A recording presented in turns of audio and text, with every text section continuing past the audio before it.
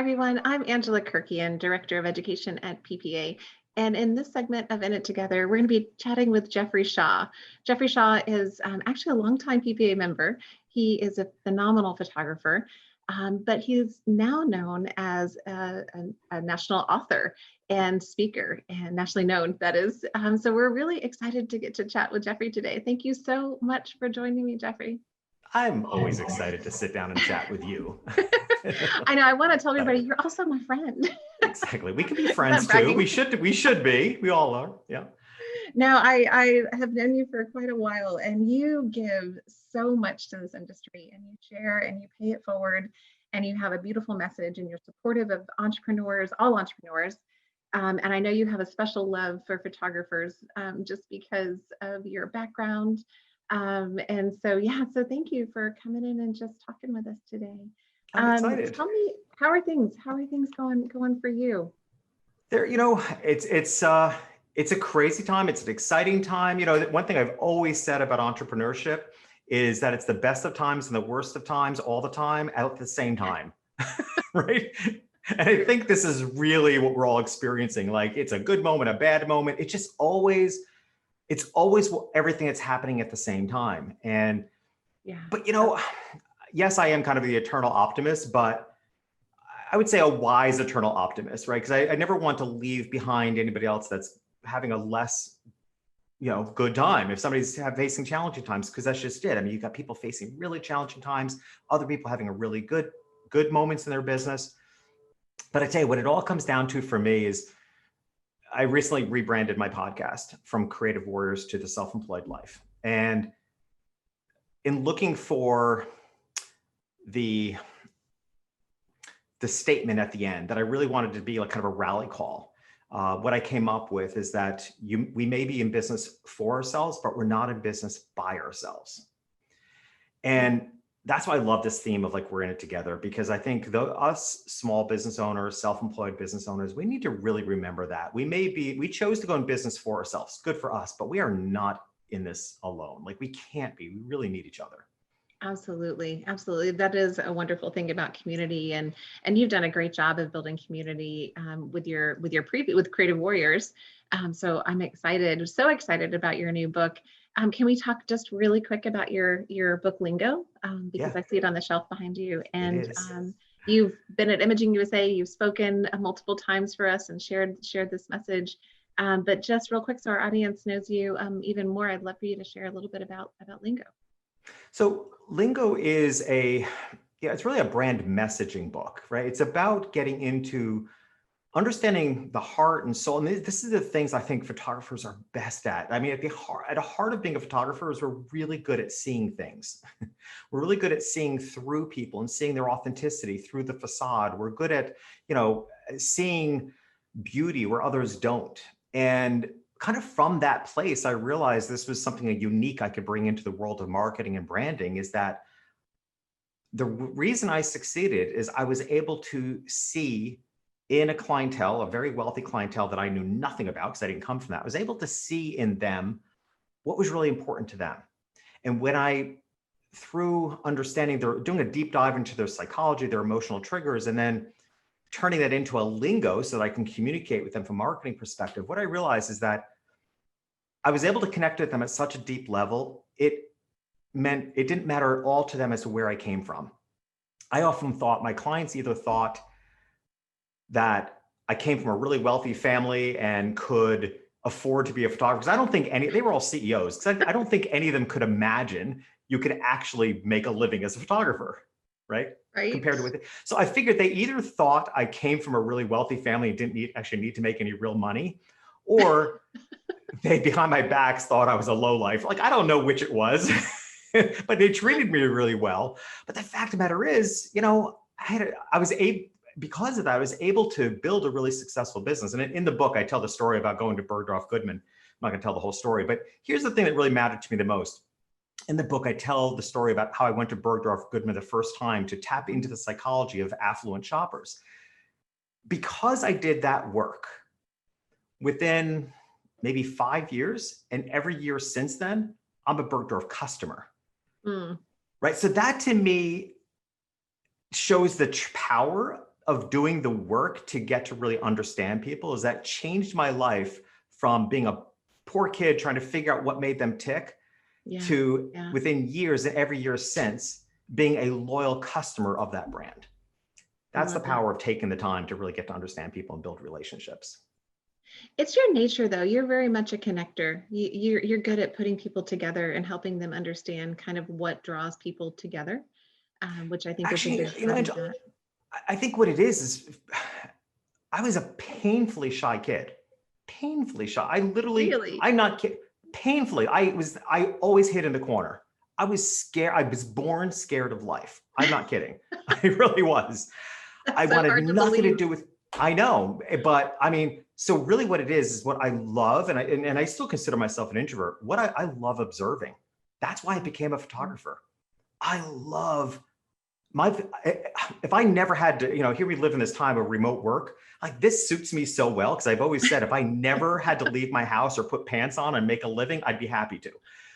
The fact of the matter is I want to make a big impact in the world. I want to leave this world having brought a lot more to it than what I took. But honestly, what I love is observing. That's what I love about being a photographer. I love the observation of people. I love observing when we're not photographing. I love observing who's connecting in the family and who's kind of disjointed. And do I choose to repair that or do I choose to leave it alone? Like those are the things that are going in my mind. Like I love seeing the father and son who you can tell don't get along and then making the decision. Do I put them side by side because I'm going to heal that relationship as a photographer or am I going to leave it alone? And that's what I love. And that from that place, I'm constantly observing. And from that figuring, what can I do with that? How can I bring people together?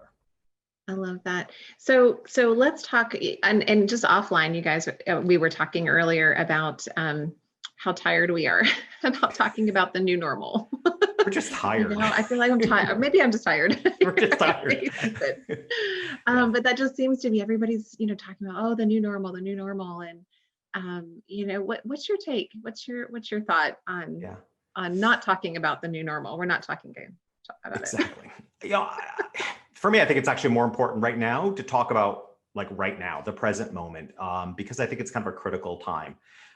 If you just look at the cycle, again, I'm an observer. So if you just look at, and this is not my first rodeo. I feel like, I've been through 9/11, the Great Recession. I've been in business long enough. I would say this is my third rodeo in life-changing events. Yeah. And so you start to notice some patterns. And I think this time period is kind of a critical one on both sides. So let me explain to you this way. On one hand, I have great concern about a lot of businesses because 6 months is about the most you can expect any business to hang on. Because the reality is we're told in business, good business advice is to have 3 months worth of savings as if you weren't going to make any income. Great advice, but believe me, I also know that's really hard for a lot of small businesses. Yeah. Whatever, if your expenses are $5,000 a month or $20,000 a month, whatever it is, proportionately to put 3 months aside and not have to use it is not easy. That's great advice. So that's one side of it. The other side of it is the reality is that, and this is straightforward advice, and I was giving advice like this as soon as the pandemic hit. The reality is you're just interested in buying time. You can usually stretch anybody you owe money to, you can usually stretch them for 90 days before they're going to get impatient or call collections on you. So if you put those two things together, if a business wisely had 3 months of savings set aside, and then they could stretch bills 90 days, they can survive for about 6 months. Right. Businesses that had no savings, they were probably in trouble in about 3 months. We're now 7 months in, going into 8 months. This is beyond even the wisest of advice for a business. We're beyond that now. Right. This is a critical time because this is why you're seeing businesses, even big brands, closing down because we've crossed the 6 month mark. Now, the other side of it is, though, the more optimistic side is that people are settling in. It's like, okay, this is kind of the way it's going to be. Right. So what do I do with it? This is when the true entrepreneurs put on the big boy and big girl pants, right? This is the entrepreneurial spirit. This is when it shows up. Yeah. So now you're getting people to stepping forward and say, okay, this is the way it is, right? I'm going to deal with it. And entrepreneurs are so good at dealing with it. So this is when they'll get creative. This is when they'll find that inner fire in themselves. So it's just a phase that we're in that I think is a little bit critical, because it's like, well, what side are you on? Can we help those that are maybe stretched too thin? One thing I've said openly, I mean, for whatever reason, I've had, I think maybe because I've been through this a few times, this has not rattled my cage personally or professionally as much as it had in the past, and it has for other people. So I have very openly said to people, I'm a huge believer in having a reservoir, and I happen to have a pretty big reservoir of strength right now. If you don't, call me, right? And I reach out to people, friends that I see disappearing from social media, and I check, are you okay? Because I've got it to give. And if you've got the reservoir, and this I just say to everybody, if we're in it together, if you've got a reservoir to give of shoulder to cry on or money, like if you have a reservoir to give, find people you can give it to, please. And let's even this out. And then let's all get through it together. You just gave me goosebumps. Yes, thank you for saying that. I think you're absolutely right. And it requires people paying attention, paying attention to the people who might, you don't notice as often, or, and who, need help, and maybe won't ask for it. So pay attention to your neighbors, pay attention to your community. I always love to find out, Brant Menswar, I reached out to him the other day because he just launched his book. And his book launch was so big and so crazy, and everybody should buy it. Black Sheep, it's amazing. But right after the book launch, he got very quiet online. And I reached out to him yesterday. I sent him a text. He's a good friend. I'm like, notice you got quiet. Are you okay? And I was pleased to get the response back that I had hoped, which was, I'm inundated with interviews and trying to keep up with it all. But anytime I see somebody get a little quiet on social that I'm used to seeing often, I want to check in. I'm hoping to find out it's because, like Brant, is incredibly busy. But I also want to find out if something else is going on. So if you've got the reservoir, if you've got the strength to reach out, please do, because we're living in this, because of the time in which we're in right now being so critical. We have people that are doing really well, not so well. Let's try to even that out. Let's try to share whatever we've got to give, whatever strength we have that we can share. Let's share it and try to even that out. You said something before we started recording, and I was like, oh wait, hold on, I want to write that down, because it was such a great quote. And I'm going to let you say it, but it started with the things that make us feel apart, right? Yeah, I think, we're living in this, we're forced to be remote. And I think when something forces us to be apart, we actually have to work harder to make a deeper connection. And I actually think there's a big win in that. I'm old enough and been in business long enough to know, remember when email came along. And I remember how people spoke. And again, you could say the new normal, as we were trying to avoid talking about the new normal of, some things in business are going to stay remote. Many companies are never going to go back to a full-time workforce, or it's going to be a choice. I'm a speaker. I expect to have a hybrid speaking business, of virtual and live. So many of us are going to see some sort of a hybrid. And like when email came along, I can remember how many people said, well, business has gotten so impersonal. I was like, really? I'm actually finding the opposite. I'm finding people, particularly my photography clients, were sharing more in the email than they ever would have in person, right? They'll open up more. I found that which is something I always struggled with. I found in email, I let the professional facade come down more. Because of my shyness, I always tend to, especially in my early years in business, I protected myself by making sure I came across as the Jeffrey Shaw they expected. Right. I've always joked around, like the contrast on my name, like I'm Jeff to me, like I'm totally a Jeff, right? But my brand is Jeffrey Shaw. So that in itself had a facade to it, right? It was to my photographers, photography class, I was Jeffrey Shaw.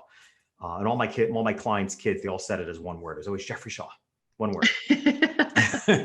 But to me, I'm Jeff. Everybody that knows me personally calls me Jeff. I mean, and I think of myself, but there was a professional facade there. And I found when we have to break through barriers, we break through it by letting those guards down. And I actually think we can create deeper relationships.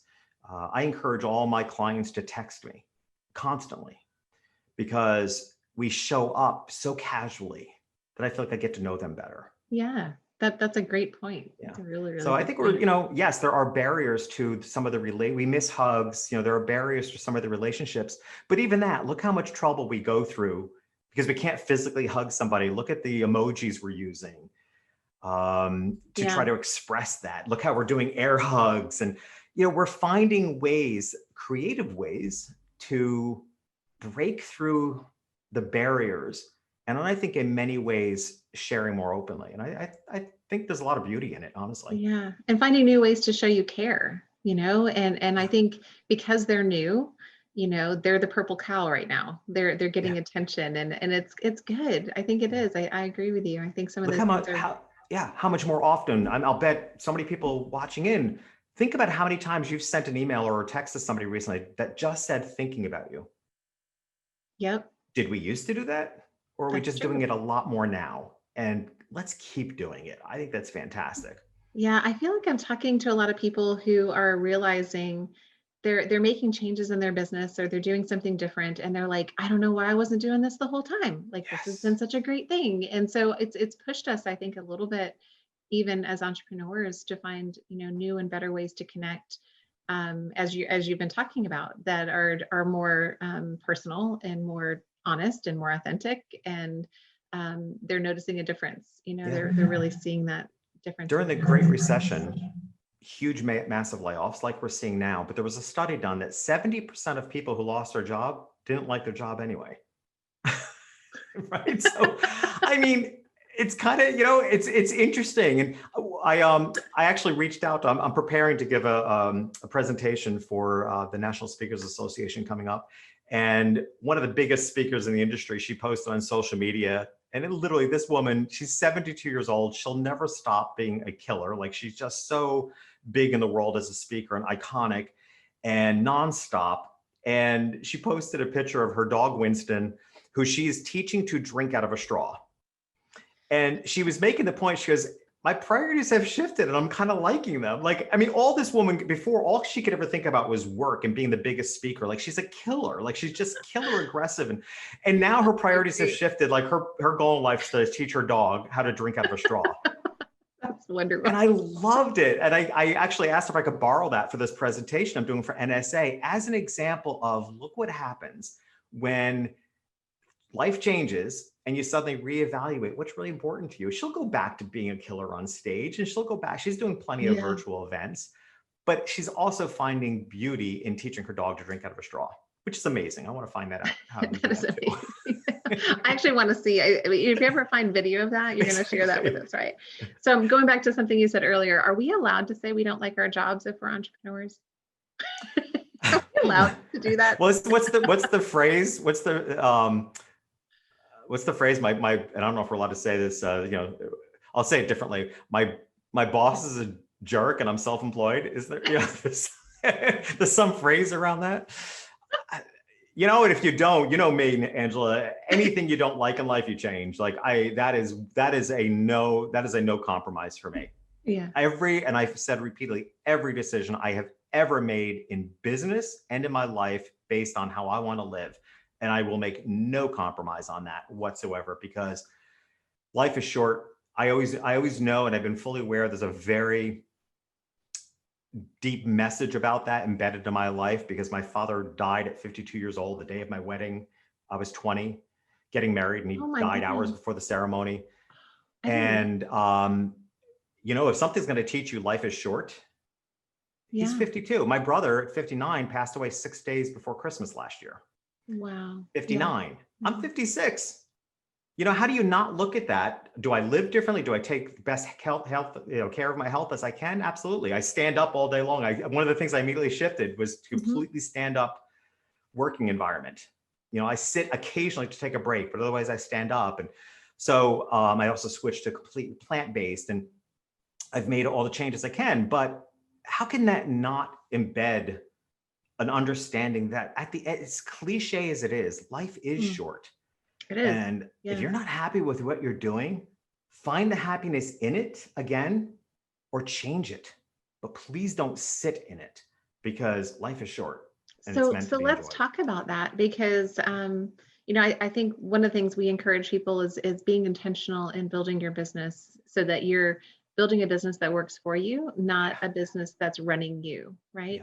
Yeah. And so that might be a little segue into the self-employed life and the things that you're talking about in your new book, which is coming out next year. Yep, May. Yeah. Yeah.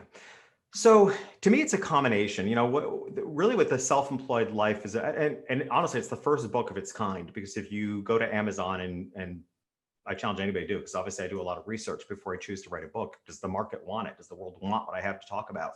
Mhm. And when any research I've done on books that are for self-employed business owners, it's been, most of them are about taxes. Who cares? Like, Fun. how to save money on your taxes when you're self-employed? Like, who cares? I think I found one on how to make 6 figures when you're self-employed. I'm like, really? It's the self-employed life, because when you're self-employed, there is no division between who you are on the inside and how you put yourself out in the world. There is the whole adage of don't take it personal doesn't apply to us. It's all personal. And that's why I wanted to write this book. It's like, yeah, I get you. And I want to be one of the first people to say to you, it is personal, and stop living in a world that's telling you not to take it personal. There's no way we're not going to take it personal. And it's okay to take it personal.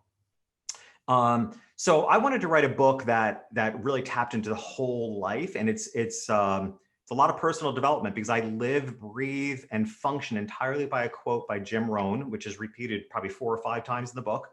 The quote, Jim Rohn is my idol as far as people that have said the wisest thing in the world. And his quote is that your level of success rarely exceeds your level of personal development. And that has always been my answer to being happy in life and building a successful business. I have always turned to, how do I need to grow? I look at it as somewhat of a glass ceiling, the proverbial glass ceiling, but I look at it as capacity. What in myself do I need to grow to increase the capacity for which the success that's waiting for me has room to expand into?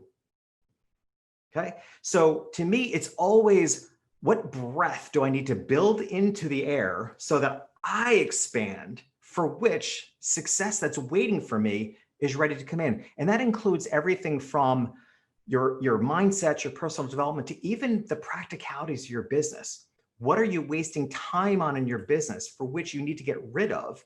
One of the things I would say, and I say it in the book, strive to be bored.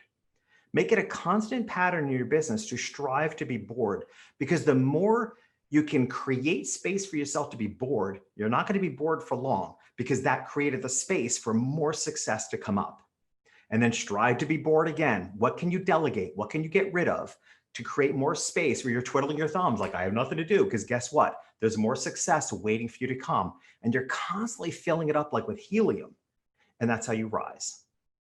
So that is primarily what the book is about. It's kind of an all-encompassing personal development in order to be successful component. Yeah, so that's. I've watched you, and you and I've been friends for about a decade. And I've just watched all of the transformations you've made, even in this short time that I've known you, short being, 10 years or so. So it's really, you live this. This isn't I just had talk. to. This is your life. I said before how shy I was. Like, I'm not kidding. Like, I save what little allowance I got from my family, which is very little, but I go and buy books like by Wayne Dwyer. And I literally bought, and I would hide them because I was always a freak in my family. A lot of us, the black sheep, I was the freak in the family. So now I learned from Brant, being a black sheep is a good thing, but I always thought it was a bad thing, right? That's what I loved about his concept. But I used to hide those self-help books, but I had to, from such an early age. I literally bought a book on self-hypnosis to hypnotize myself out of being shy. And actually, at the end of the day, it was a book about body language. And it was so early in on that idea. It was about how to take on body positions that made you feel confident, which exuded confidence, which now is pretty common stuff we talk about. But when I was 14, you're talking about 1978. Nobody was talking about that. No. So I wanted to, for me to be bigger in the world, even just to be comfortable hanging out with other kids, I had to grow myself first. I first had to self-hypnotize. It sounds nuts now, but I had to self-hypnotize myself out of shyness in order to be comfortable enough to hang out with kids. when you do that, other opportunities, and it's still this, all these years later, it's still the same process. How do I need to grow myself in order to be in the world in a bigger way? So I know we're going to be wrapping up here, as we're kind of winding down, thoughts, advice, best encouragement you have for people right now in this moment, dealing with things today as they are? Yeah. So, and again, it's a duality. If you're struggling, it's really all about time. And that's all I said that right in the beginning. And I know time is thinner now because it's gone on for so long. And believe me, I wish this all went really differently. I mean, if I had the choice, I would have, because of my business head, I would have shut things down so quickly and got this under control so that within 3 months we could have opened. I think we would have more business success in the world. And that's not a political statement. That's just purely coming from a business head, because time is what's critical for small business owners. So, and we're running out of time. It's been stretched on too long, and that's why it's so critical. So my advice is, whatever you can do to just keep buying yourself time. Are there expenses you can get rid of? Are there things that you can delay? Can you, the PPP program, there may even be another round, like whatever you can do to buy yourself some time, just buy yourself the time, because we still have a little ways to go. My prediction based on a bunch of different information is, obviously it's going to be a slow change at reopening. I think whatever we consider to be the new normal is probably not going to be until July of next year. Based on everything I'm hearing and looking at some big technology companies. Let's put it this way. Google has told their employees not to come back to the office until July 2021.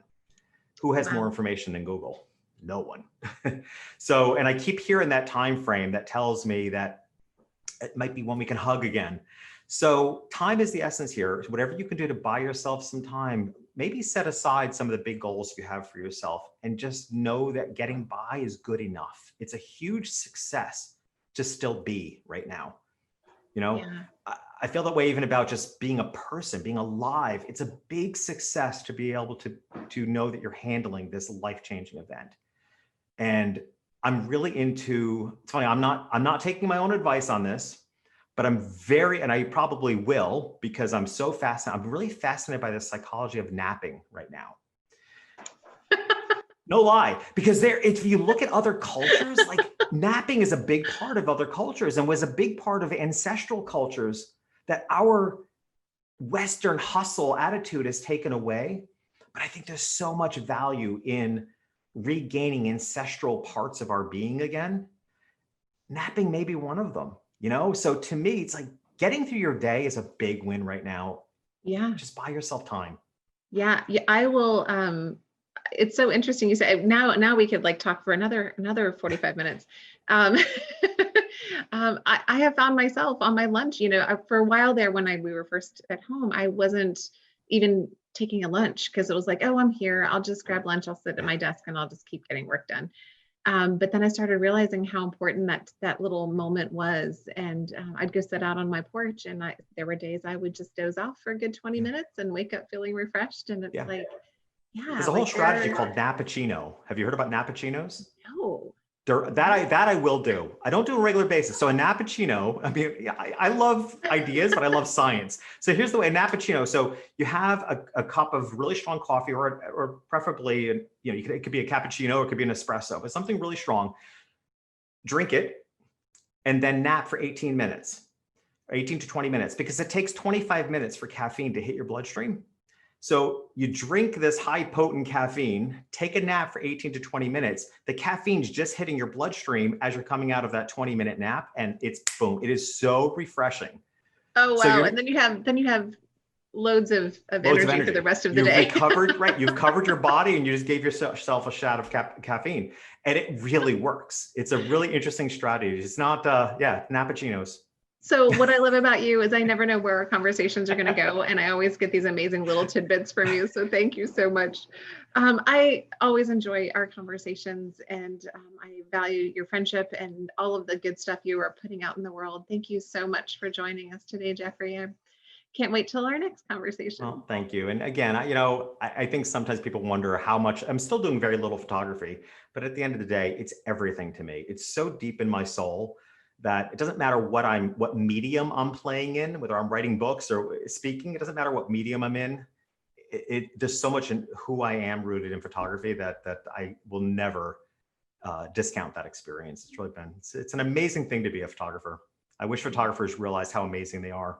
I always say photographers have the best gut instincts of anybody on the planet, because we know in 125th of a second to release that shutter. Who else can do that in the world?